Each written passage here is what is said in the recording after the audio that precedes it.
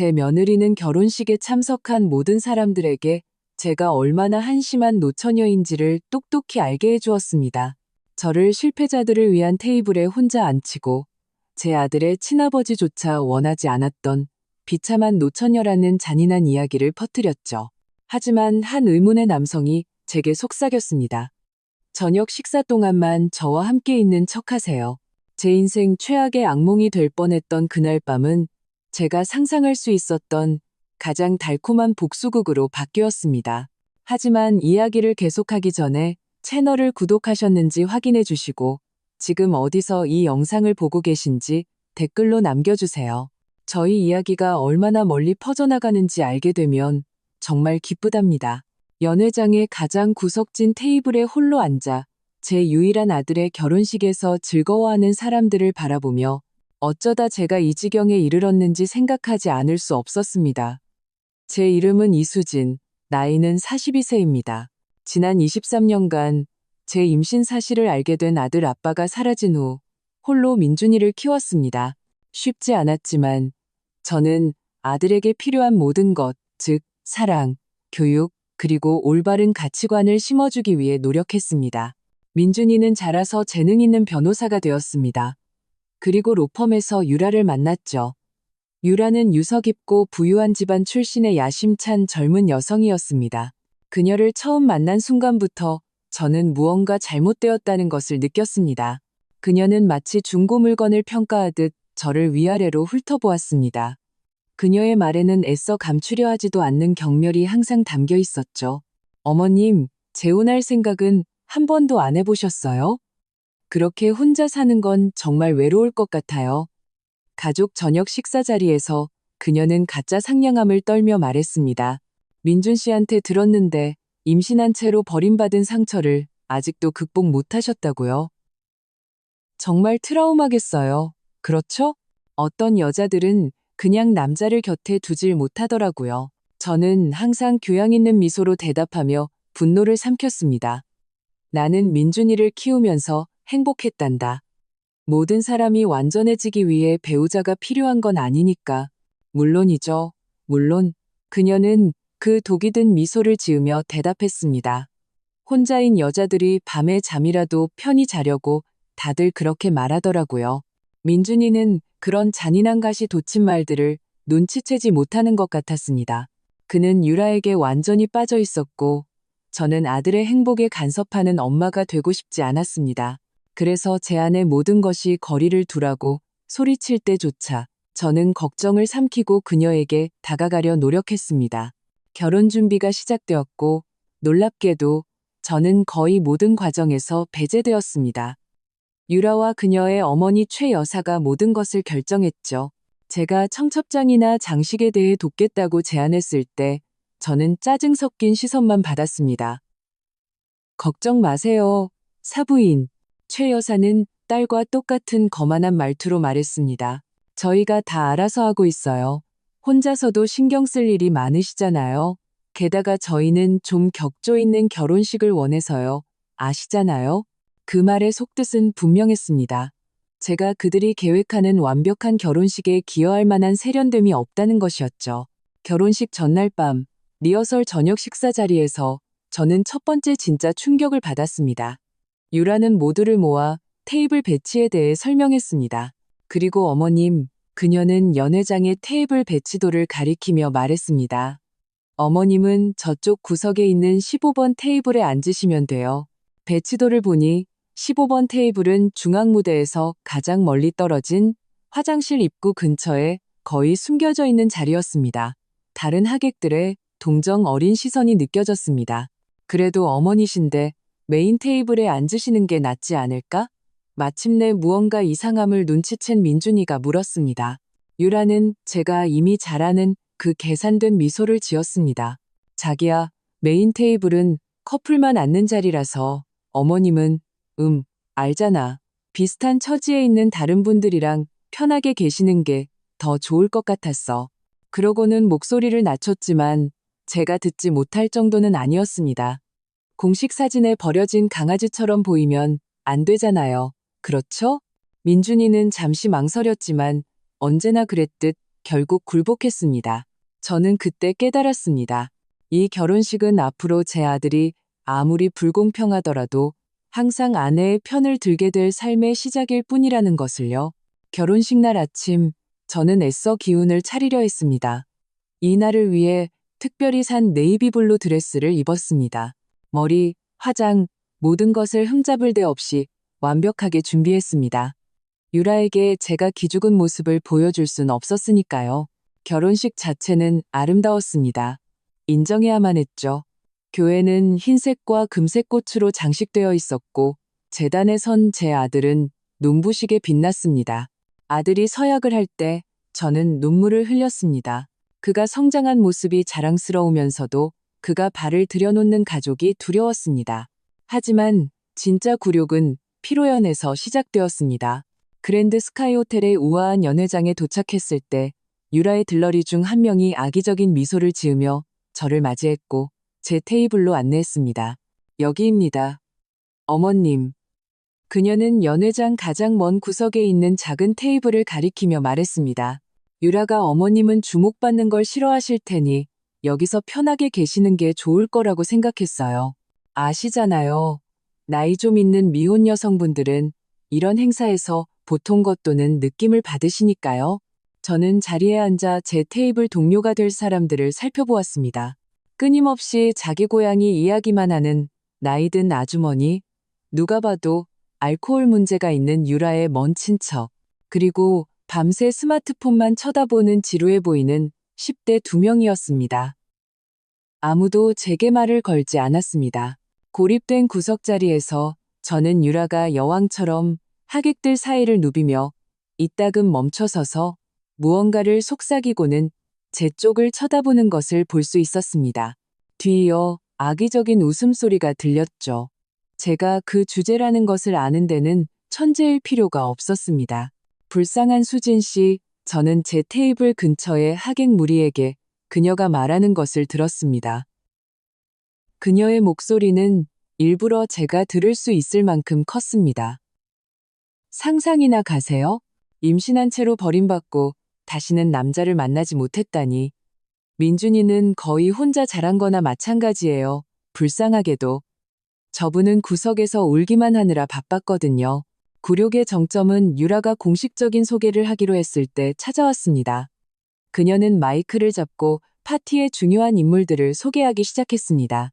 그리고 물론 민준 씨의 어머니를 빼놓을 수 없죠. 그녀는 고립된 구석에 있는 저를 가리키며 말했습니다. 민준이를 홀로 키우신 이수진 어머님, 진정한 여전사시죠. 항상 일과 아들에게만 집중하셔서 다른 사랑을 찾을 시간이 없으셨나 봐요. 그렇죠? 아니면 혹시 애 딸린 과거 있는 여자를 책임질 만큼 관심 있는 남자가 없었던 걸까요? 연회장 전체가 저를 돌아보았습니다. 어떤 이들은 동정의 눈빛으로, 어떤 이들은 제가 이미 너무나도 잘 아는 그 거만한 미소를 지으며 말이죠. 저는 창피함에 얼굴이 불타오르는 것을 느끼며 억지 미소를 짓고 정중하게 손을 흔들었습니다. 하지만 오늘이 행운의 날이 될지 누가 알겠어요? 유라가 말을 이었습니다. 여기 삼촌들 중에 싱글이 몇 분 계시긴 한데 다들 좀 더, 젊은 사람을 찾고 있어서요. 기분 나쁘게 듣진 마세요. 어머님, 웃음소리가 연회장에 울려 퍼졌습니다. 저는 민준이가 불편한 표정을 짓고 있는 것을 보았지만 그는 자기 어머니를 변호하기 위해 아무 말도 하지 않았습니다. 그 순간 제 안에 무언가가 무너져 내렸습니다. 저는 아들에게 제 인생을 바쳤는데 이제 그는 아내가 저를 공개적으로 모욕하는 것을 허용하고 있었습니다. 제가 가방을 들고 조용히 자리를 뜨려던 참에 누군가 제 옆에 빈 의자를 끄는 것이 느껴졌습니다. 고개를 들어보니 짙은 회색 정장이 넓은 어깨를 돋보이게 하는 45세쯤으로 보이는 잘 차려입은 남자가 서 있었습니다.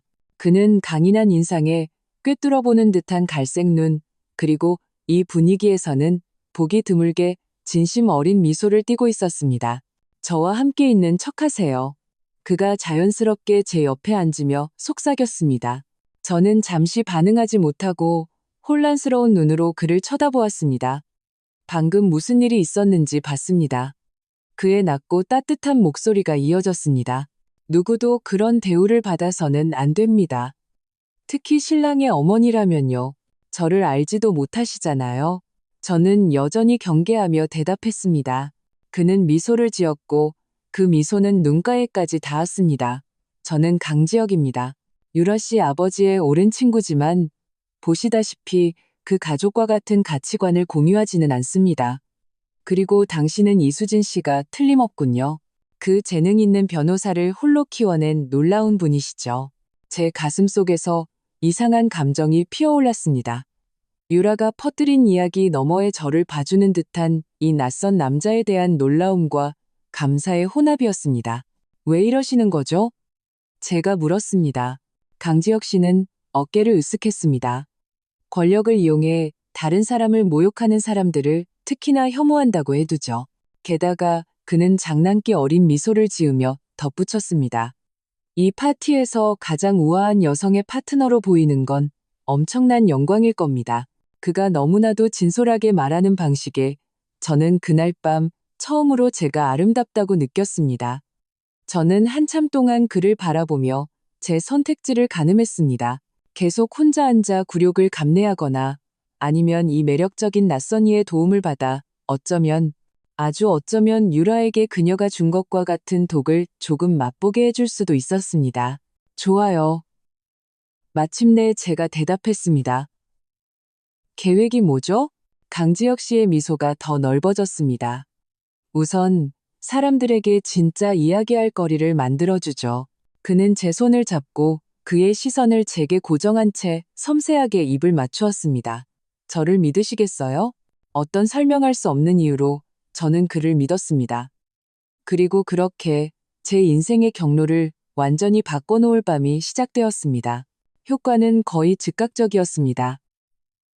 강지혁 씨는 분명히 중요한 인물이었습니다. 여러 하객들이 그를 알아보고 보내는 시선에서 그것을 느낄 수 있었죠. 곧 연회장 반대편에서 우리를 지켜보는 유라의 모습이 눈에 들어왔습니다. 그녀의 얼굴에는 혼란과 짜증이 뒤섞여 있었습니다. 유라가 우리를 보고 있어요. 제가 지혁 씨에게 속삭였습니다. 잘 됐군요. 그가 윙크하며 대답했습니다. 볼거리를 좀 제공해주죠. 지혁 씨는 마치 우리가 오랜 연인인 것처럼 행동하기 시작했습니다. 제게 샴페인을 따라주고 제가 하는 말을 듣기 위해 몸을 기울이고 제 농담에 진심으로 흥미를 느끼며 웃어주었습니다. 하지만 가장 놀라운 것은 그가 정말로 제가 하는 말에 관심을 보였다는 것입니다. 그래서 직접 인테리어 디자인 사업을 시작하셨다고요? 제가 제 작은 회사에 대해 언급했을 때 그는 진심으로 감탄하며 물었습니다. 네, 민준이가 대학에 들어갔을 때 작은 프로젝트들로 시작했어요. 집이 텅 비었을 때 뭔가 바쁘게 지낼 일이 필요했거든요. 이 낯선 남자에게 제 삶의 세세한 부분을 공유하는 것이 놀랍도록 편안하게 느껴졌습니다. 정말 대단하시네요, 수진 씨.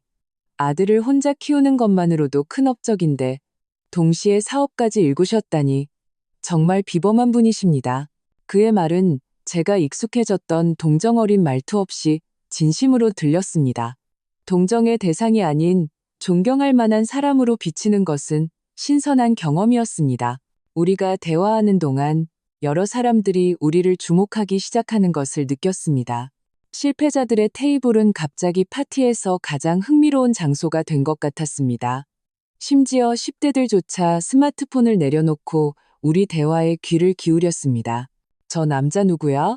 유라의 이모 중 한 명이 다른 사람에게 묻는 소리가 들렸습니다. 수진 씨 옆에 누가 있는 건 처음 보는데 저분 KJ그룹의 강지혁 대표 아니야? 다른 사람이 존경심이 담긴 어조로 대답했습니다. 저런 분이 왜 저 여자랑 같이 있지? 소문은 연회장 전체로 빠르게 퍼져나갔습니다. 강지혁. 갑자기 그 이름이 와 닿았습니다. 저는 경제 잡지에서 그에 대해 읽은 적이 있었습니다. 성공한 사업가이자 자선활동과 사생활에 대한 신중함으로 유명한 인물이었죠. 그리고 이제 누가 봐도 그는 제 파트너처럼 보였습니다. 당신이 그 강지혁 대표님이세요? 제가 나지막이 물었습니다. 그는 살짝 멋쩍은 듯 미소를 지었습니다. 네, 맞습니다. 하지만 그건 지금 중요하지 않아요. 중요한 건 유라 씨가 저 샴페인 잔을 씹어 삼킬 것 같다는 거죠. 제가 가리키는 방향을 보니 유라는 정말로 망연자실한 표정이었습니다. 그녀는 어머니와 함께 우리 쪽을 쳐다보며 미친 듯이 속삭이고 있었습니다. 그녀 옆에 민준이 역시 혼란스러워 보였습니다. 유라의 얼굴에 떠오른 그 표정, 충격과 분노, 그리고 그래요. 질투가 뒤섞인 그 표정은 상처받은 제 자존심에 바르는 연고 같았습니다. 유라가 개입하기로 결심하기까지는 그리 오래 걸리지 않았습니다. 그녀는 제가 이미 너무나도 잘 아는 그 인공적인 미소를 띤 채 우리 테이블로 다가왔습니다. 어머님, 강 대표님을 아시는 줄은 몰랐네요. 그녀의 목소리는 이상하게 날카로웠습니다. 정말 반가운 놀라움이네요. 이렇게 저명한 친구가 있다는 말씀은 한 번도 안 하셨잖아요. 지혁 씨는 정중하게 일어섰지만 저를 보호하려는 듯한 제스처로 제 등 뒤에 가볍게 손을 얹어 저를 놀라게 했습니다. 유라 씨, 결혼 축하합니다. 모든 게 정말 아름답네요. 그는 상냥하게 대답했지만 그의 눈에는 미묘한 차가움이 서려 있었습니다. 감사합니다. 그런데 궁금하네요. 두 분은 어떻게 아는 사이세요? 수진 씨는 한 번도 자기 인생에 누군가 있다는 말을 한 적이 없어서요. 그녀는 눈웃음이 없는 미소를 지으며 저를 쳐다보았습니다. 저희는 항상 어머님이 아시다시피 너무 외로워서 사회생활을 할 여유가 없다고 생각했거든요. 제가 대답하기도 전에 지혁 씨가 말했습니다. 인생의 가장 좋은 이야기 중 일부는 우리 자신만을 위해 간직하는 것들이죠. 그렇지 않습니까? 모든 관계가 가치를 인정받기 위해 대중에게 전시될 필요는 없으니까요.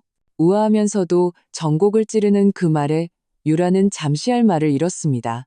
그녀는 눈을 깜빡였고 특히 자신의 결혼식에서 반박당하는 것에 익숙하지 않은 듯 보였습니다. 물론이죠. 그녀는 정신을 차리고 대답했습니다. 이 구석에서도 파티를 즐기고 계시길 바라요. 안타깝게도 저희가 격에 맞춰 테이블을 배치해야 했거든요. 그래서 이해하시죠? 격에 따라서요? 지혁 씨가 순진한 척 물었습니다. 그렇다면 수진 씨의 지성, 우아함, 그리고 홀로 키워낸 저 훌륭한 아들을 고려했을 때 여기에 배치한 것이 흥미롭군요. 저는 수진 씨의 격이 꽤 높다고 생각하는데요. 물론 당신이 사람들을 좀 더 피상적인 기준으로 평가하는 게 아니라면 말이죠. 유라의 얼굴이 붉어졌습니다. 제 말은 그게 아니라 그러니까 그냥 동선 문제였어요. 사실 지혁 씨가 매력적인 미소를 지으며 말했습니다. 저희는 춤을 출까 생각 중이었습니다. 음악이 아주 좋네요. 그런데 인테리어 디자이너는 누구죠? 수진 씨가 인테리어 프로젝트에서 환상적인 결과물들을 만들어냈거든요. 아마 신혼집 인테리어는 수진 씨에게 맡겨야 할지도 모르겠네요. 그는 제게 손을 내밀었고 저는 망설임 없이 그 손을 잡았습니다. 우리가 댄스 플로어로 향하는 동안 등 뒤에서 유라의 분노에 찬 시선이 느껴졌고 저는 그 작은 승리의 모든 순간을 음미했습니다. 유라가 단단히 화가 났네요. 저는 미소를 참으려 했으며 말했습니다. 이건 시작에 불과합니다.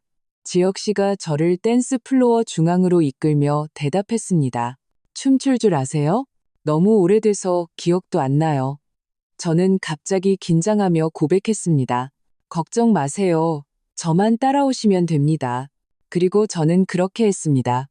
지혁 씨는 훌륭한 댄서였고 우리는 곧 마치 오랫동안 함께 춤을 춰온 것처럼 플로어를 누볐습니다.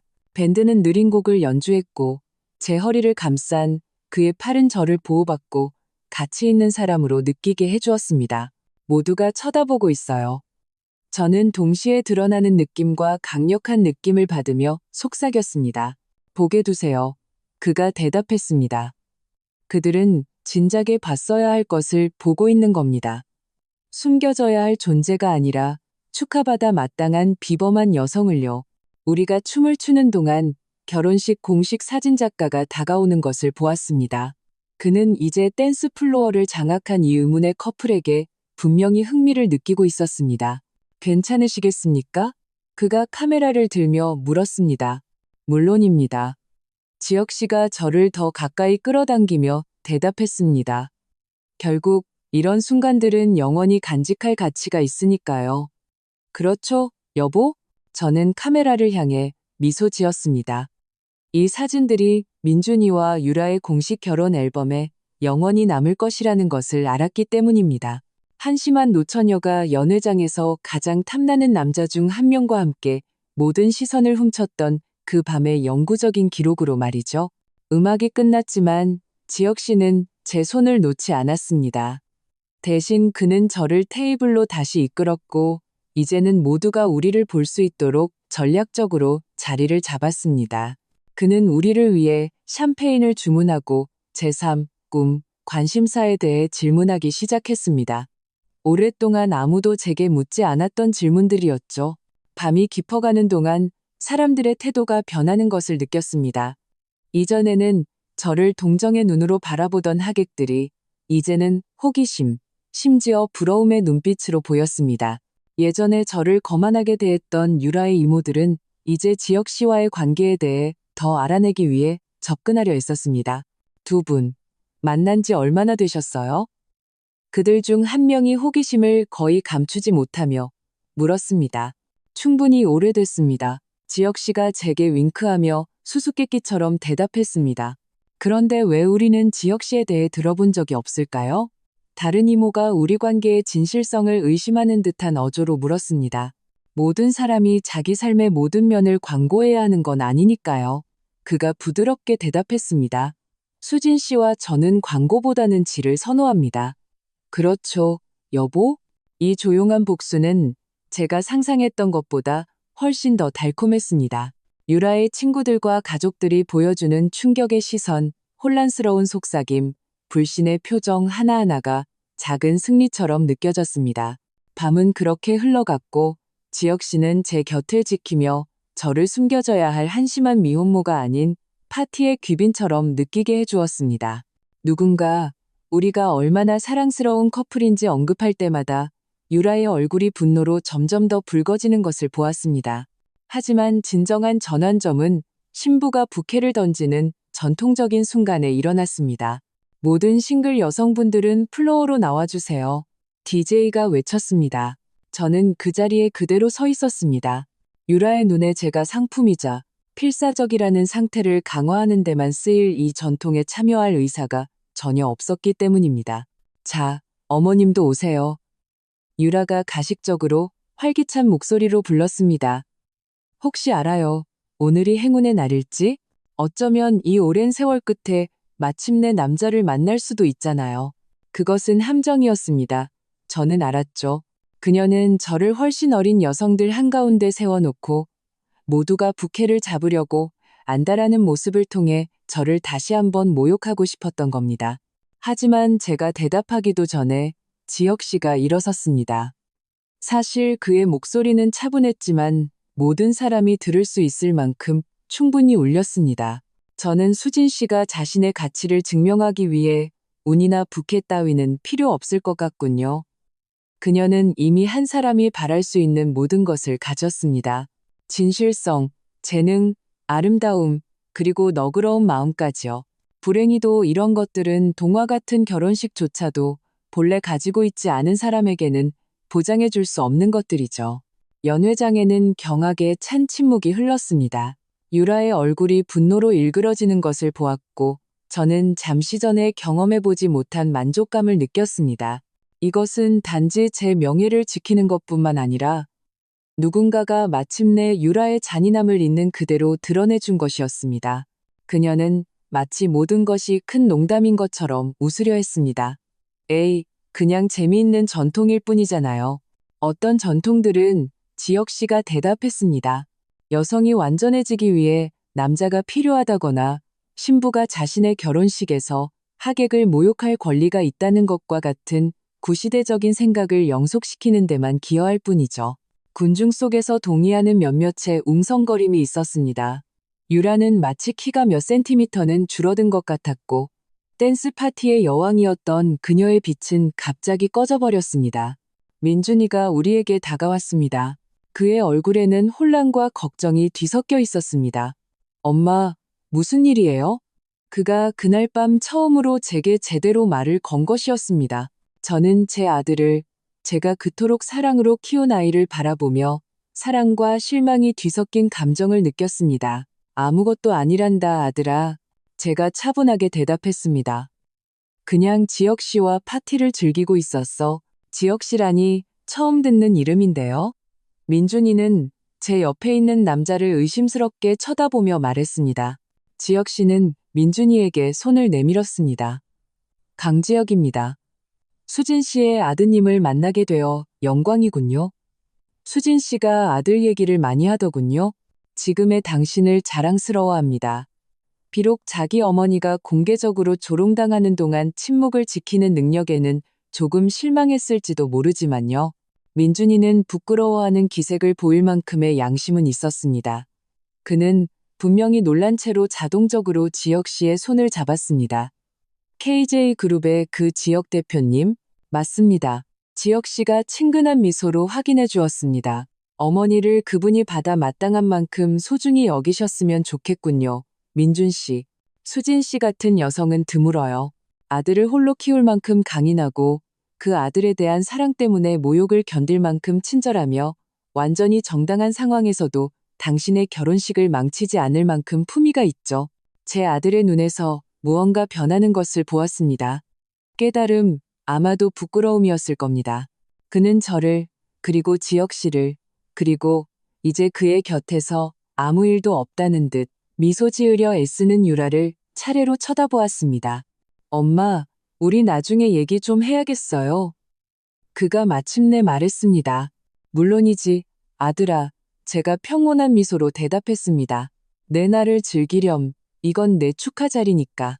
민준이가 눈에 띄게 동요한 유라를 데리고 멀어지는 동안 지혁 씨가 저를 향해 돌아섰습니다. 제가 너무 심했나요? 그가 진심으로 걱정하며 물었습니다. 완벽했어요. 제 몸을 관통하는 해방감을 느끼며 대답했습니다. 마치 몇 년 동안 남에게 방해가 되지 않기 위해 제 자신을 작게 만들다가 마침내 제 공간을 차지할 허락을 받은 것 같았습니다. 당신은 항상 그럴 권리가 있었어요. 그가 말했습니다. 그의 눈에는 정말로 그렇게 믿는다는 확신이 담겨 있었습니다. 누군가 당신에게 그걸 상기시켜줄 필요가 있었을 뿐이죠. 밤은 깊어갔고 지혁 씨는 마치 항상 있어야 할 자리인 것처럼 제 곁을 지켰습니다. 우리는 두 번 더 춤을 추었고 갑자기 저를 알고 싶어하는 다른 하객들과 대화를 나눴으며 심지어 서로의 삶에 대한 몇 가지 이야기를 공유하기도 했습니다. 저는 지혁 씨가 5년 전에 이혼했고 자녀가 없으며 여가 시간의 상당 부분을 미혼모들의 경제적 자립을 돕는 재단에 헌신하고 있다는 것을 알게 되었습니다. 저는 민준이를 키우면서 겪었던 여정, 도전과 기쁨, 그리고 어떻게 인테리어 사업을 맨손으로 일구었는지에 대해 더 많이 이야기했습니다. 정말 대단하시네요, 수진 씨. 연회장에 좀 더 조용한 구석에 앉아 있을 때 그가 말했습니다. 대부분의 사람들은 당신이 겪은 압박 속에서 무너졌을 텐데 당신은 오히려 꽃을 피웠군요. 그의 말은 제 마음을 따뜻하게 했습니다. 인정이 필요해서가 아니라 그가 제 상황뿐만 아니라 제 강인함을 진정으로 봐주는 것 같았기 때문입니다. 파티는 자정 무렵 흩어지기 시작했습니다. 유라와 민준이는 신혼여행을 떠날 준비를 하고 있었고 하객들은 그들에게 작별 인사를 하기 위해 줄을 섰습니다. 지혁 씨와 저는 뒤에 서서 그 광경을 지켜보았습니다. 우리가 해낸 것 같군요. 그가 입가에 옅은 미소를 띠며 말했습니다. 뭘 해냈다는 거죠? 저는 이미 답을 알면서도 물었습니다. 이야기를 바꿨죠. 당신은 더 이상 불쌍한 미혼모가 아니라 이제 매력적인 사업가와 함께 있는 미스터리한 여성입니다. 그리고 당신의 며느리는 공개적인 굴욕에 대한 값비싼 교훈을 배웠죠. 저는 그 묘사에 웃었습니다. 그게 더 나은 건지 나쁜 건지 모르겠네요. 다르죠. 그가 대답했습니다. 그리고 때로는 다른 것이 사람들의 기대와 우리 삶에 대한 그들의 권리의식을 깨뜨리는데 필요한 전부입니다. 저는 정말로 그를 바라보았습니다. 단순히 저를 구하러 온 잘생기고 성공한 남자가 아니라 진심으로 친절해 보이는 사람, 단지 그것이 옳은 일이라는 이유만으로 낯선 사람을 변호하는데 자신의 밤을 보내기로 선택한 사람을 보았습니다. 왜 그러셨어요? 저는 이해하고 싶어서 다시 물었습니다. 왜 제게 일어나는 일에 신경을 쓰셨죠? 지혁 씨는 대답하기 전에 잠시 생각했습니다. 제 어머니도 미혼모셨어요. 똑같은 종류의 편견, 똑같은 비열한 추측에 맞서 싸우셨죠. 그들이 당신에게 하는 짓을 봤을 때 그냥 가만히 있을 수가 없었습니다. 그리고 솔직히 말해서 제가 이 연회장에 들어선 순간부터 당신에게서 시선을 끈 무언가가 있었어요. 그들이 그것을 빼앗으려 할 때조차도 조용한 위험이 있었죠. 거기에는 이야기가 있었고 아마도 아픔이 있었겠지만 그것을 탐험할 시간은 아니었습니다. 대신 저는 손을 뻗어 그의 손을 가볍게 만졌습니다. 고맙습니다. 제가 말했습니다. 정말로요. 당신은 제 인생 최악의 밤이 될 뻔했던 것을 특별한 것으로 바꿔주셨고, 유라가 자신의 굴욕 계획이 멋지게 실패했다는 것을 깨달았을 때의 표정을 보는 달콤한 만족감을 제게 주셨어요. 그는 손을 돌려 우리 손바닥이 마주 닿게 했고, 그의 손가락이 제 손가락과 가볍게 얽혔습니다. 밤이 여기서 끝날 필요는 없어요. 아시죠? 제 목덜미로 열기가 확 오르는 것을 느꼈습니다. 몇 년 만에 처음 있는 일이었습니다. 무슨 제안을 하시는 거죠? 부적절한 건 아니고요. 그가 재빨리 대답했습니다. 이 근처에 늦게까지 하는 멋진 카페가 있어요. 이런 사회적 압박 없이 우리 대화를 계속할 수 있을까요? 그는 주변을 가리키며 결혼식의 쇼를 나타냈습니다. 제안은 솔깃했습니다. 제 마음 한편에서는 즉시 네라고 말하고 이 예기치 않게 즐거운 밤을 연장하고 싶었습니다. 하지만 다른 한편 이전에 상처받았던 조심스러운 부분은 망설였습니다. 이것도 그냥 쇼의 일부라면요? 저는 두려움의 목소리를 내며 물었습니다. 끔찍한 며느리에 대한 완벽한 복수극, 그러고 나서는 각자의 삶으로 돌아가는 거죠. 지혁 씨는 제 눈을 똑바로 쳐다보았습니다. 수진 씨, 쇼는 마지막 사람이 우리에게 관심을 끄는 순간에 끝났습니다.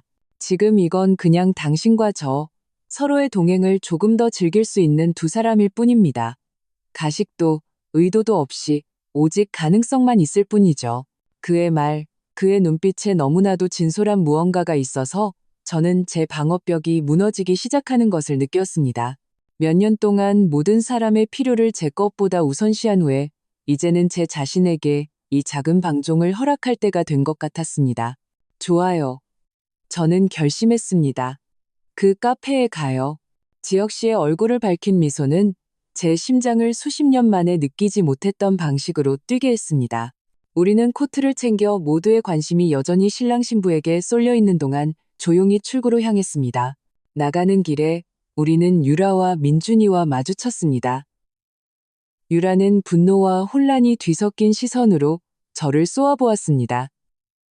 그녀의 완벽한 세계가 뒤집힌 것 같았고 그녀가 그토록 경멸했던 한심한 시어머니가 도시에서 가장 부유하고 존경받는 남자 중 한 명의 팔짱을 끼고 결혼식장을 나서는 사실을 어떻게 처리해야 할지 모르는 듯했습니다. 벌써 가세요? 그녀는 평정심을 유지하려 했으며 물었습니다. 파티는 이제 막 시작됐는데요. 저희에게는 몇 시간 전에 시작됐죠. 지혁 씨가 정중한 미소로 대답했습니다. 그리고 이제 다른 계획이 있습니다. 민준이는 제가 완전히 해독할 수 없는 표정으로 저를 바라보았습니다. 혼란스러웠지만 존경심 같은 것도 있었습니다. 엄마, 그의 목소리가 낮았습니다. 신혼여행 다녀와서 얘기 좀 해요. 물론이지, 아들아. 저는 그를 재빨리 안아주며 대답했습니다. 여행 잘 다녀오렴. 돌아오면 얘기하자. 유라는 마지막까지 돋친 말을 참지 못했습니다. 정말 놀랍네요. 어머님. 어머님이랑 강지혁 대표님이라니 누가 상상이나 했겠어요? 최근에 만난 사이죠? 아니면 그동안 쭉 숨겨오신 건가요?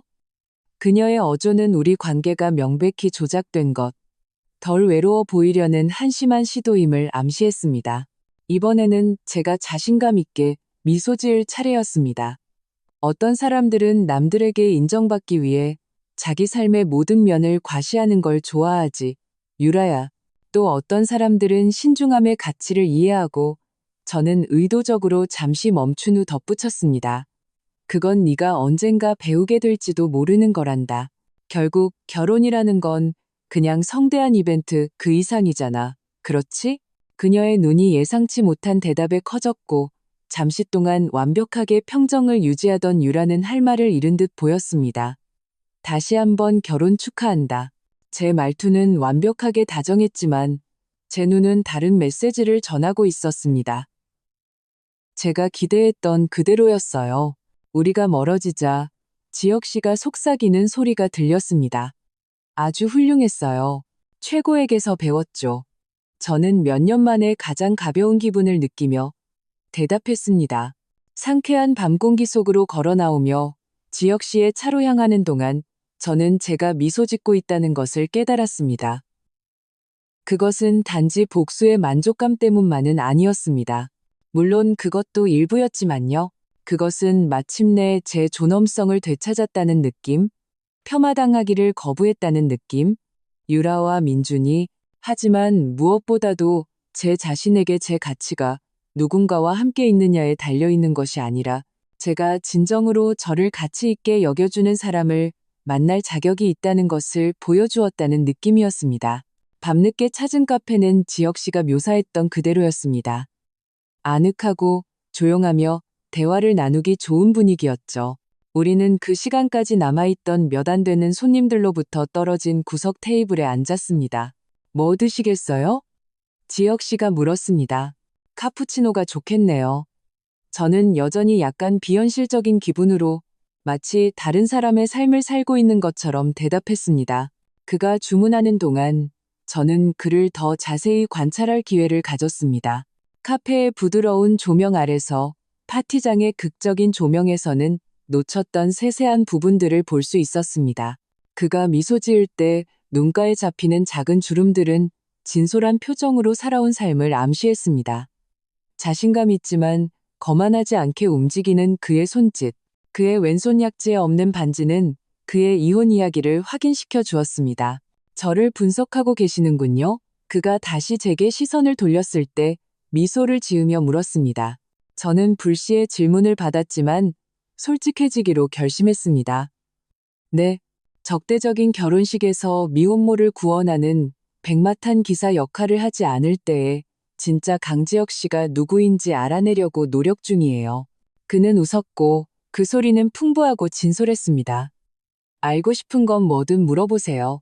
오늘 왜 정말로 저를 도와주셨어요?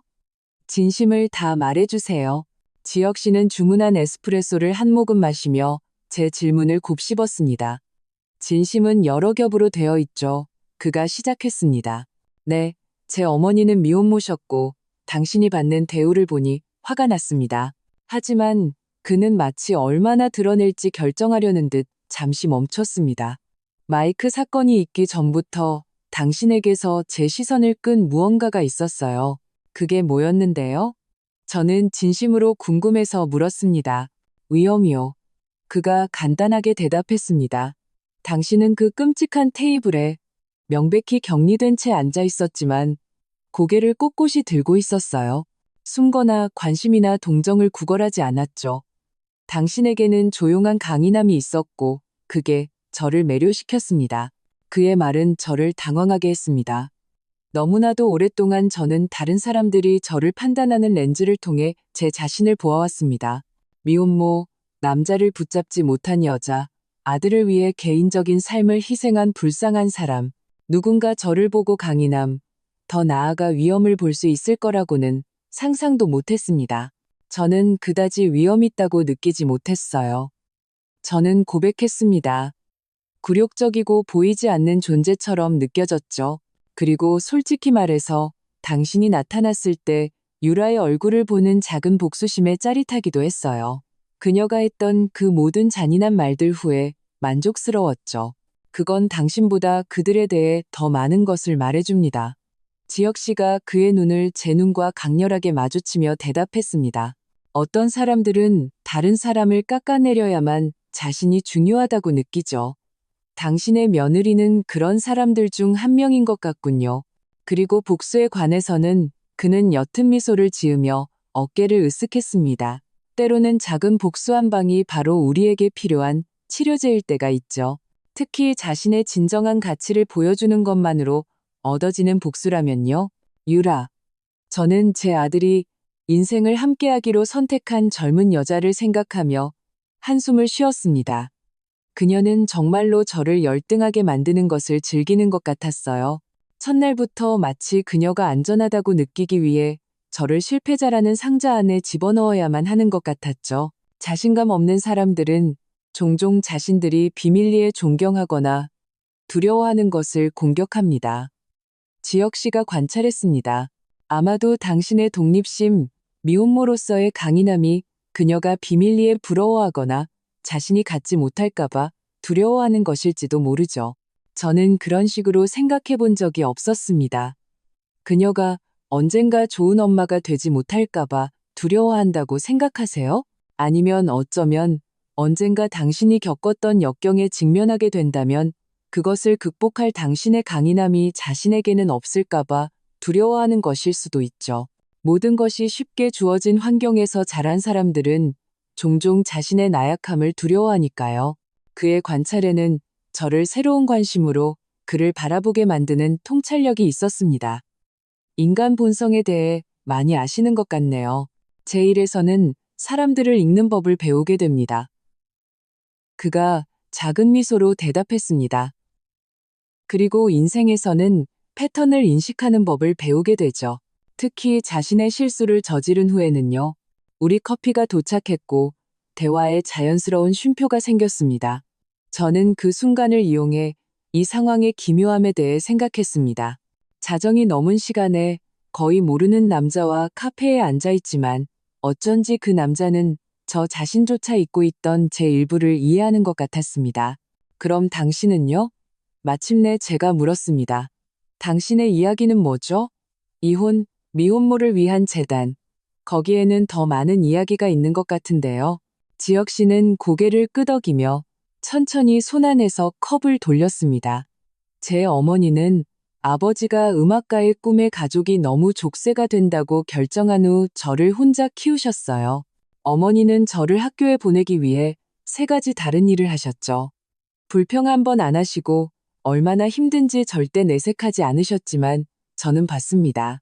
그의 눈은 그 기억으로 부드러워졌습니다. 7년 전에 돌아가셨어요. 암으로요.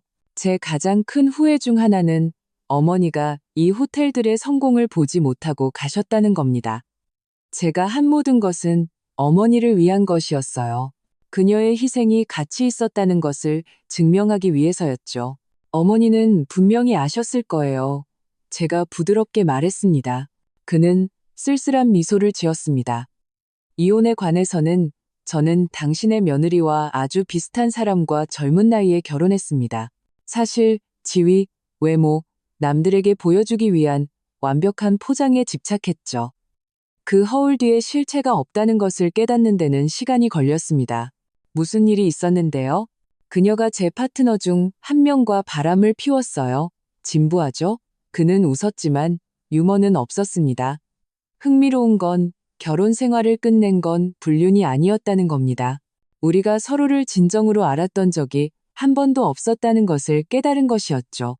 우리는 완벽한 커플에 대한 연극 속 배우처럼 살았어요. 항상 다른 사람들이 어떻게 생각할지 걱정하면서요. 서로에게 진정으로 솔직했던 적이 없었죠.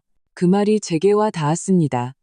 얼마나 많이 제가 부모님 댁에서, 학교 모임에서, 사교 행사에서 그렇게 느꼈던가요? 용감한 미혼모 역할을 연기하는 배우처럼 마치 제 삶이 다른 사람들을 위한 공연인 것처럼 그 복잡함 속에서 진정으로 보이거나 이해받지 못했던 적이 얼마나 많았던가요? 그 이후로 지혁 씨가 말을 이었습니다. 저는 편안한 거짓보다는 불편한 정직을 선호하기로 결심했습니다. 그것이 당신 며느리가 당신을 상대로 벌이는 쇼를 보고 가만히 있을 수 없었던 이유를 설명해 주죠. 그리고 제가 왜 지금 당신과 여기에 있는지, 보통 첫 데이트에서는 공유하지 않는 것들을 이야기하고 있는지도요. 그는 잠시 멈추고 그의 눈이 제 눈과 마주쳤습니다. 물론 이게 데이트라면 말이죠. 제 얼굴에 열기가 오르는 것을 느꼈습니다. 만약 그렇다면요? 저는 제 대담함에 스스로 놀라며 물었습니다. 그렇다면 저는 제 인생 최고의 첫 데이트를 하고 있다고 말하겠어요. 그의 미소가 제 심장을 빠르게 뛰게 했습니다. 비록 상황이 평범하지는 않았지만요. 평범하지 않다는 건 점잖은 표현이네요. 제가 웃었습니다. 수십 년 만에 최고의 데이트가 아들 결혼식에서의 공개적인 굴욕으로 시작될 줄 누가 알았겠어요? 인생은 독특한 유머 감각을 가지고 있죠. 지혁 씨가 동의했습니다. 때로는 우리의 가장 낮은 순간이 우리를 가장 높은 목적지로 이끌기도 하니까요. 그의 말에는 제 안에서 공명하는 깊이가 있었습니다.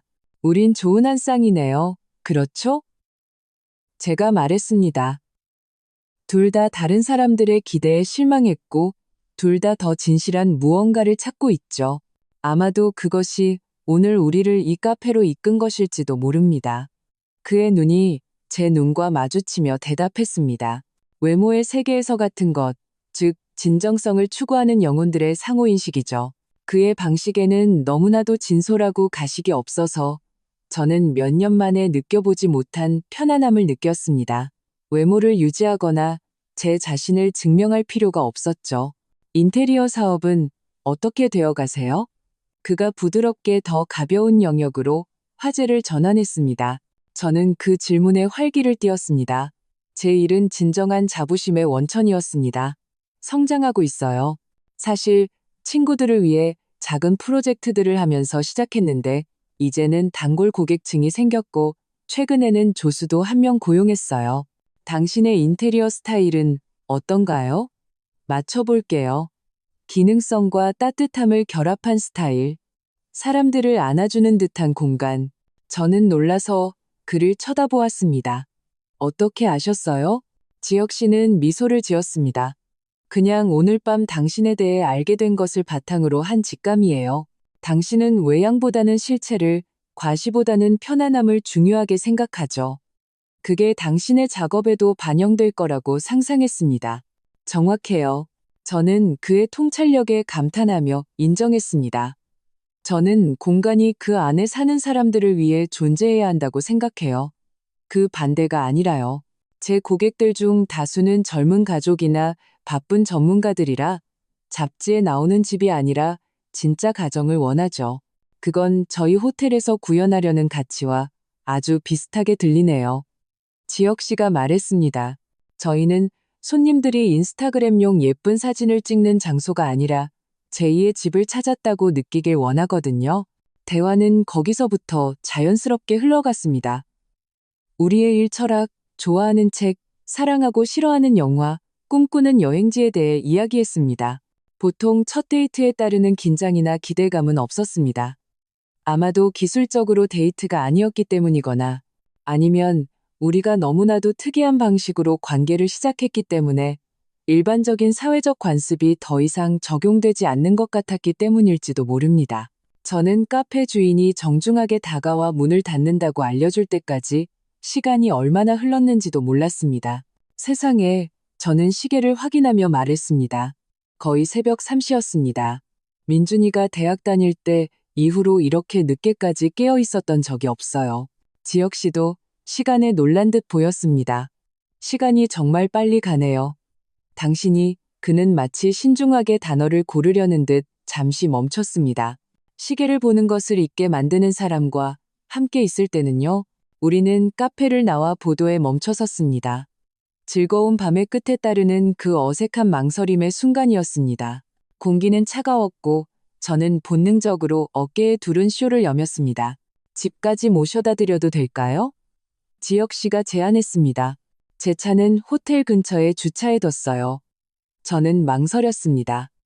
한편으로는 늦은 시간이라 태워다 주면 고마울 것 같았습니다. 다른 한편으로는 그의 차를 타는 것이 또 다른 선을 넘는 것, 우리의 상호작용을 연극에서 잠재적으로 진짜인 무언가로 바꾸는 것처럼 느껴졌습니다. 하지만 제 자신의 용기를 재발견한 밤을 보낸 후에 저는 이것이 어디로 이어질 수 있는지 볼 자격이 있다고 결심했습니다. 그렇게 해주시면 정말 고맙겠어요. 마침내 제가 대답했습니다. 우리는 편안한 침묵 속에서 호텔로 다시 걸어갔습니다. 주차장은 이제 거의 텅 비어 있었습니다. 대부분의 하객들은 이미 떠났죠. 유일한 소리는 아스팔트 위를 걷는 제 구두굽 소리와 연회장 안에서 장식을 철거하는 청소 직원들의 희미한 소음뿐이었습니다. 여기 있네요. 지혁 씨가 우아한 검은색 세단 옆에 멈춰서며 말했습니다. 그는 저를 위해 조수석 문을 열어주었고 그 구식적인 제스처에 저는 미소를 지었습니다. 차 내부는 과시적이지 않으면서도 고급스러웠고 제가 예상했던 그대로였습니다. 제 집으로 가는 동안 우리는 도시에 대해, 그가 가고 있는 길에 대해, 제가 사는 동네의 변화에 대해 조용히 대화했습니다. 그것은 평범한 대화였지만 그 밑에는 긴장감, 우리 사이에 떠도는 무언의 질문이 있었습니다. 이제 어떻게 되는 거지? 지혁 씨가 제 작은 연립주택 앞에 주차했을 때 저는 슬픔이 살짝 밀려오는 것을 느꼈습니다. 마법 같은 밤이 끝나가고 있었고 평범한 현실이 곧 제자리를 되찾을 참이었습니다. 도착했네요. 그가 엔진을 끄며 말했지만 차에서 내릴 기미는 보이지 않았습니다. 네, 저는 갑자기 수줍어하며 대답했습니다. 태워다 주셔서, 그리고 오늘 밤 모든 것에 대해 감사해요. 천만에요. 그가 말했습니다. 그의 목소리에서 진심이 느껴졌습니다. 사실 제가 기대했던 것 이상이었어요. 우리는 잠시 침묵 속에 앉아 있었고 차 안의 공기는 말하지 않은 가능성들로 가득 차 있었습니다. 수진 씨, 지혁 씨가 차 안의 어둠 속에서 저를 바라보기 위해 몸을 살짝 돌리며 시작했습니다. 다시 만나고 싶습니다. 연극이나 복수의 일부로서가 아니라 그냥 우리 자신으로서요. 제 심장이 빠르게 뛰었습니다. 민준이와 일에만 전념했던 그 모든 세월 후에 제 삶에 누군가를 들여놓는다는 생각은 동시에 흥미롭고 두려웠습니다. 저도 그러고 싶어요. 두려움이 저를 멈추기 전에 제가 대답했습니다. 그의 얼굴을 밝힌 미소는 희미한 빛 속에서도 보였습니다. 내일 저녁 식사는 어떠세요? 내일이요? 왜 기다리죠? 그가 간단하게 물었습니다. 왜 기다려야 할까요? 정말로 20년 동안 제 자신의 행복을 뒤로 미루고 모든 것과 모든 사람을 제 필요보다 우선시한 후에 왜 하루를 더 기다려야 할까요? 내일 저녁 완벽하겠네요. 제가 동의했습니다. 지혁 씨는 차에서 내려 제 문을 열어주기 위해 돌아왔습니다. 우리가 현관까지 걸어가는 동안 저는 인생이 택한 이 기묘한 경로에 대한 감사함이 밀려오는 것을 느꼈습니다. 굴욕의 밤으로 시작된 것이 완전히 예상치 못한 무언가로 변모했으니까요.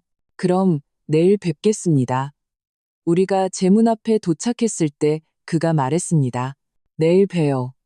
저는 이상하게 다시 젊어진 기분으로 반복했습니다. 잠시 동안 그가 제게 키스할지도 모른다고 생각했고 그러길 바라는 제 자신에게 놀랐습니다. 대신 그는 제 손을 잡고 그의 입술로 가져갔고 그 제스처는 어쩐지 구식적이면서도 강렬하게 현재적인 느낌을 주었습니다. 안녕히 주무세요, 수진 씨. 그의 목소리는 낮고 부드러웠습니다. 안녕히 주무세요, 지혁 씨. 저는 참을 수 없는 미소를 지으며 집 안으로 들어갔습니다. 문을 닫고 창문으로 지혁 씨가 차로 돌아가는 것을 지켜보면서 저는 오랜만에 처음으로 내일을 고대하고 있다는 것을 깨달았습니다. 민준이를 위해서도 이를 위해서도 아닌 바로 제 자신을 위해서요. 그것은 거의 잊혀졌던 그리고 무한히 소중한 감각이었습니다. 다음 날 아침 저는 모든 것이 꿈이었던 것 같은 이상한 기분으로 잠에서 깼습니다. 결혼식에서의 굴욕, 지혁 씨의 등장, 카페에서의 밤샘 대화, 우리가 함께 나갈 때 유라의 얼굴에 떠올랐던 충격적인 표정까지 너무나도 비현실적이어서 실제로 일어났다고 믿기 어려웠습니다. 하지만 그때 제 휴대폰이 울렸습니다. 모르는 번호로부터 온 메시지였습니다. 좋은 아침입니다. 오늘 저녁 식사 약속 확인차 연락드렸습니다. 저녁 7시에 모시러 가겠습니다. 적대적인 결혼식을 배경으로 하지 않고 대화를 계속할 수 있기를 고대합니다.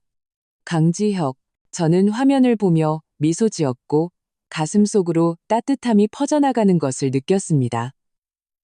결국 꿈이 아니었던 겁니다. 그리고 유라에 대한 달콤한 복수는 훨씬 더 의미 있는 무언가의 시작에 불과했습니다.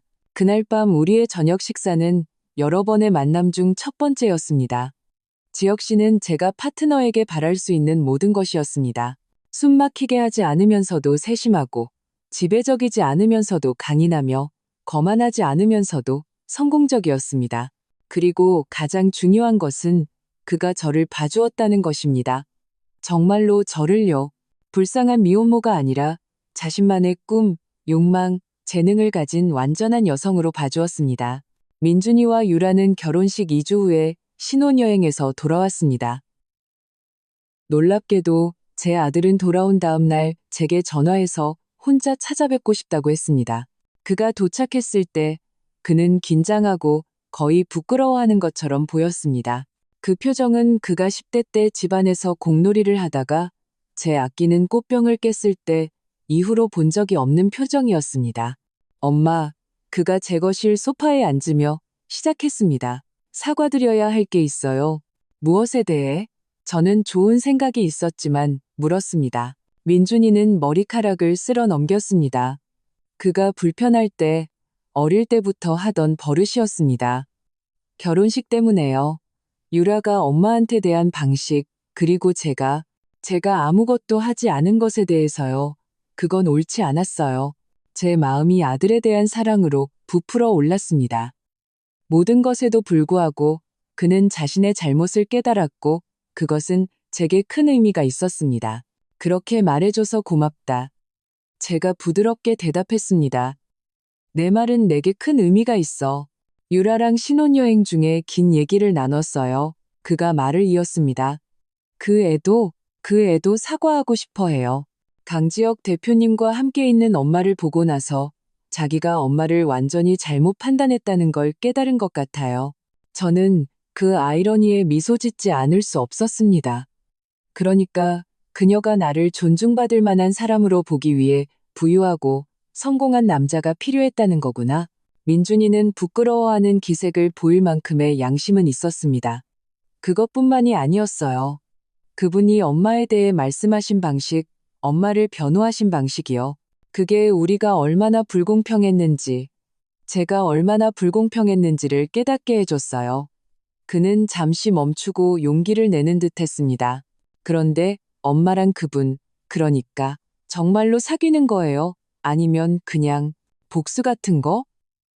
저는 그의 의심을 말로 표현하게 하고 싶어서 유라에게 그녀가 틀렸다는 것을 보여주고 싶어서 물었습니다.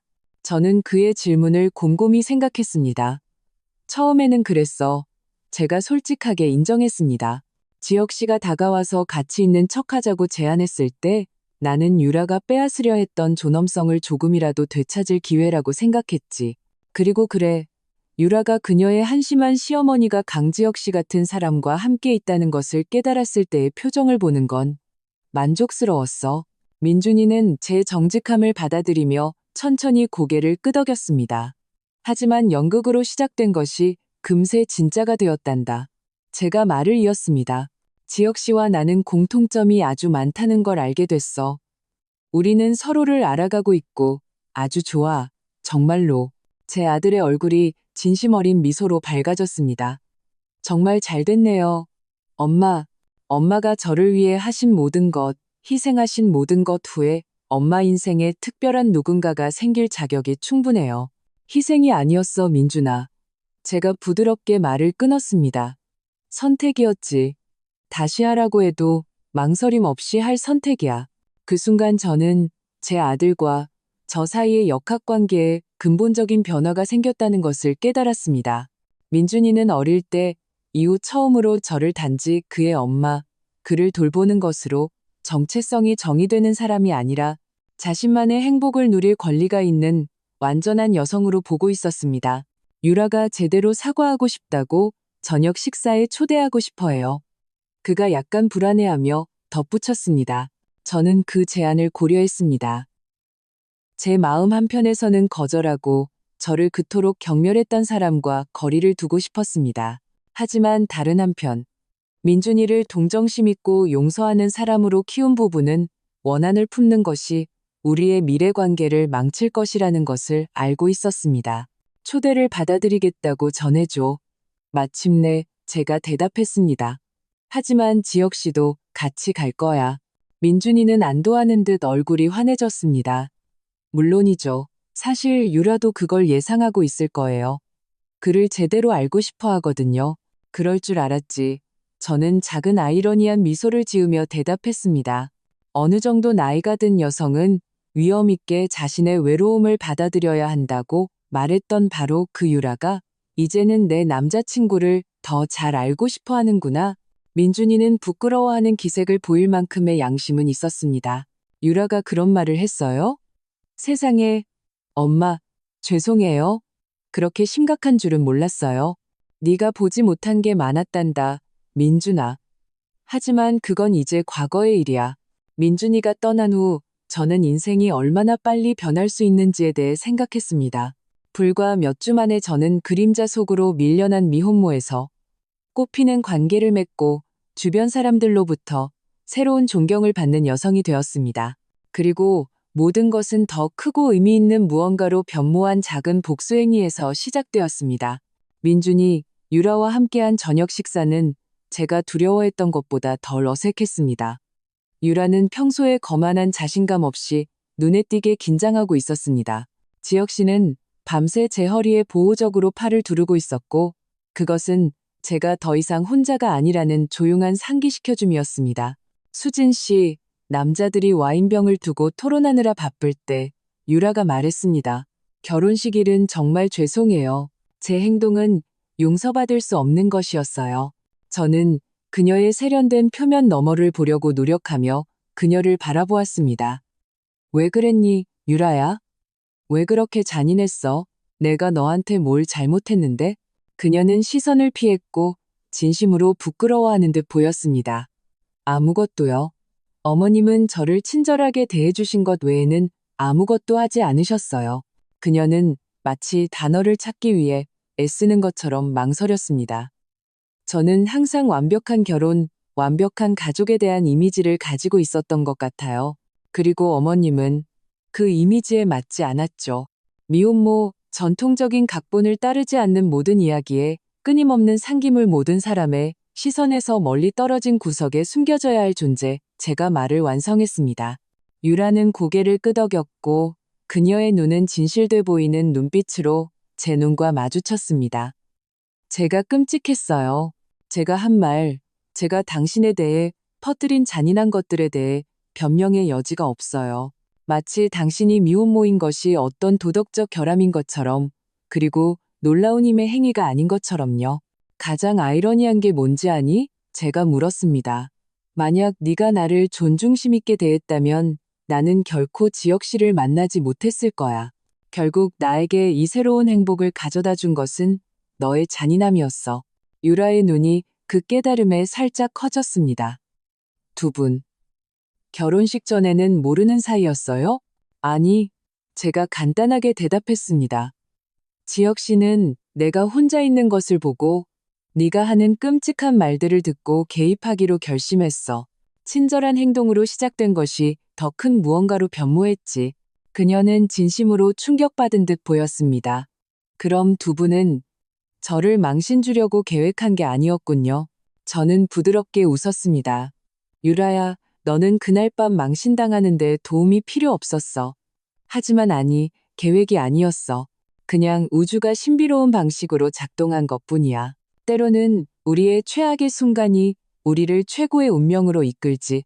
그 후 몇 달 동안 지혁 씨와의 관계는 꽃을 피웠고 유라와의 관계는 정확히 따뜻하지는 않더라도 더 존중하는 무언가로 서서히 변모했습니다. 민준이는 명백한 안도감으로 그 진화를 지켜보았고 더 이상 그의 인생에서 가장 중요한 두 여성 사이에서 갈라지지 않는 것에 분명히 행복해했습니다.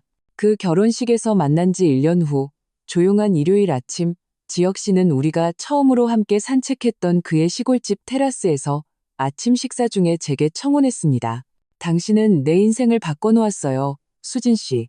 그가 제 손을 그의 손 사이에 잡고 말했습니다. 당신을 만나기 전 저는 성공했지만 진정한 목적은 없었어요. 당신은 제게 누군가를 진정으로 사랑한다는 것이 무엇인지 보여주었습니다. 이미지나 지위 때문이 아니라 그 사람의 마음, 생각, 본질 때문에요. 눈물을 글썽이며 저는 받아들였습니다. 제 인생을 완성하기 위해 남자가 필요해서가 아니라 마침내 저를 진정으로 보고 가치 있게 여기고 있는 그대로의 저를 사랑해주는 사람을 찾았기 때문입니다. 우리가 약혼을 발표했을 때 유라의 반응은 거의 희극적이었습니다. 충격, 부러움, 그리고 저를 위해 진심으로 행복한 척하려는 필사적인 시도가 뒤섞여 있었죠. 정말 멋져요, 수진 씨. 그녀는 눈까지 닿지 않는 그 팽팽한 미소를 지으며 외쳤습니다. 누가 알았겠어요? 그렇죠. 그렇게 오랫동안 혼자 계셨는데. 그래, 유라야, 제가 평온하게 대답했습니다. 때로는 인생이 우리를 놀라게 하지. 중요한 것은 판단과 편견에 갇히는 대신 그런 놀라움에 열려 있는 거야. 그녀는 얼굴을 붉힐 만큼의 양심은 있었습니다. 우리 결혼식은 정말로 중요한 사람들만 모신 조촐한 축하연이었습니다. 민준이는 지혁 씨의 들러리였고 놀랍게도 유라와 저는 그녀의 존재가 그날을 망치지 않을 만큼 충분히 정중한 관계를 발전시켰습니다. 피로연에서 남편과 아내로서 첫 춤을 추는 동안 지혁 씨가 몸을 숙여 제 귀에 속삭였습니다. 당신이 나와 함께 있는 척해달라고 부탁했던 첫날 밤 기억나요? 저는 모든 것을 바꾼 그 순간을 기억하며 미소 지었습니다. 어떻게 잊을 수 있겠어요? 그때 제가 제 존엄성을 되찾기 시작했고 저는 제 마음을 다시 찾기 시작했죠. 그가 대답했습니다. 잔인한 며느리에 대한 작은 복수행위가 이렇게 큰 사랑으로 이어질 줄 누가 알았겠어요? 저는 그의 어깨에 머리를 기댔고 전에 경험해보지 못한 방식으로 완전함을 느꼈습니다. 때로는 가장 깊은 진실을 찾기 위해 약간의 연극이 필요하죠. 그리고 때로는 최고의 복수는 단지 잘 사는 것이 아니라 당신이 찾고 있는 줄도 몰랐던 행복을 찾는 것이에요. 가끔 저는 여전히 민준이와 유라의 결혼식에서의 그날 밤을 생각합니다.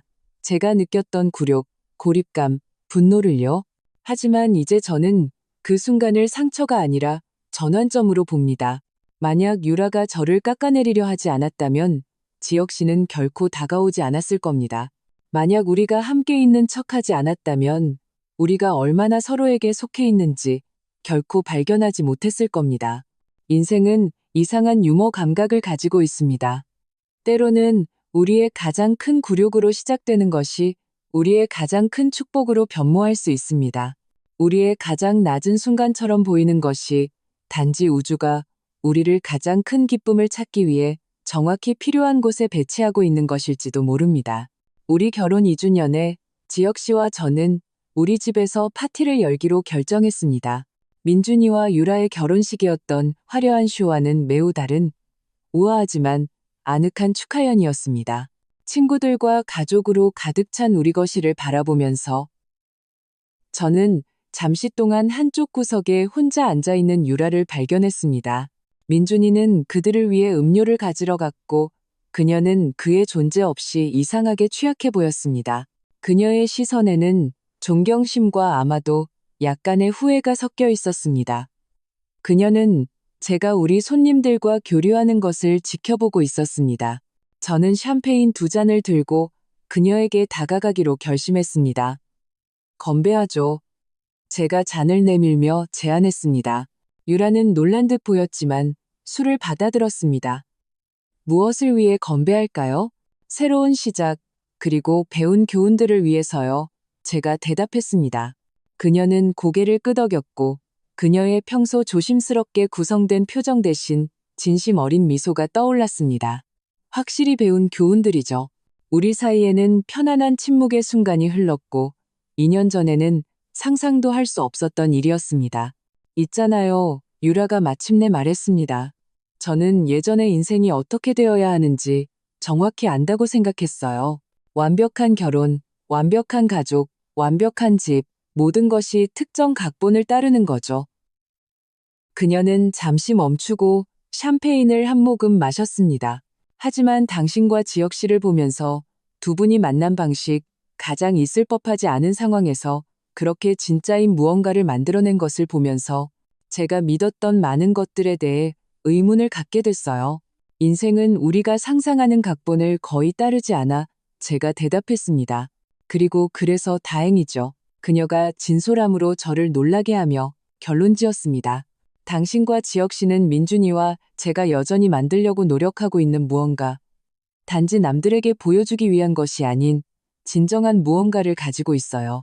그것은 유라에게서 나온 놀라운 고백이었고, 저는 아마도 그녀가 마침내 성숙해지고 저를 그렇게 잔인하게 대하도록 이끌었던 일부 유독한 태도를 버리고 있다는 것을 깨달았습니다. 진정한 것은 시간이 걸려 제가 부드럽게 말했습니다. 그리고 다른 사람들이 어떻게 생각하는지에 대해 걱정하는 것을 멈추고 정말로 중요한 것에 집중하기 시작할 때 시작되지. 그 순간 민준이가 우리에게 합류했고 우리가 그렇게 친밀하게 대화하는 것을 보고 약간 불안해 보였습니다. 여기 괜찮아요? 그가 유라에게 잔을 건네며 물었습니다. 아주 좋아. 제가 진심 어린 미소로 대답했습니다. 그냥 인생과 그 예상치 못한 길에 대한 몇 가지 생각을 나누고 있었어. 민준이는 저와 유라를 번갈아 보았고 안도의 미소가 그의 얼굴에 퍼졌습니다. 두 분이 파티에서 다정하게 대화하는 날이 올 거라고는 상상도 못했어요. 인생은 놀라움으로 가득 차 있지. 방 건너편에서 지혁 씨가 다가오는 것을 보며 제가 대답했습니다. 그중 일부는 위장한 진정한 축복이야. 지혁 씨가 제 옆에 도착하여 다정하게 제 허리에 팔을 둘렀습니다. 2년이 지났음에도 불구하고 그의 손길은 여전히 제 척추를 따라 같은 전류를 보냈습니다. 무슨 얘기하고 있었어요? 그가 물었습니다.